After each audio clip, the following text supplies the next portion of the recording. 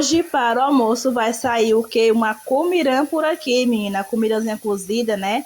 E eu já tô com o quê? Com meus temperos aqui recheando, né? Hoje só coloquei tomate e cebola, tá, meus amores? Que eu coloquei aqui no peixezinho, né? Vou ficar devendo aí o cheiro verde, que é mais difícil que ele é de onça. Mas no cheiro verde tá... Mas meus temperos tá recheando aqui, ó. Né? Cebola, alho, no óleo. Eu deixo rechear bem recheadinho para colocar o peixe dentro.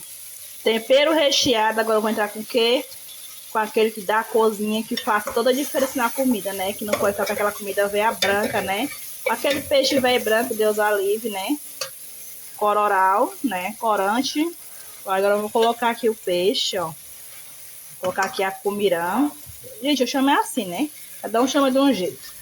Vou colocar a bichinha aqui para cozinhar, menina. Que hoje vai sair um peixe cozido para o almoço. E chama na roça que é nós, só pra quem gosta, menina.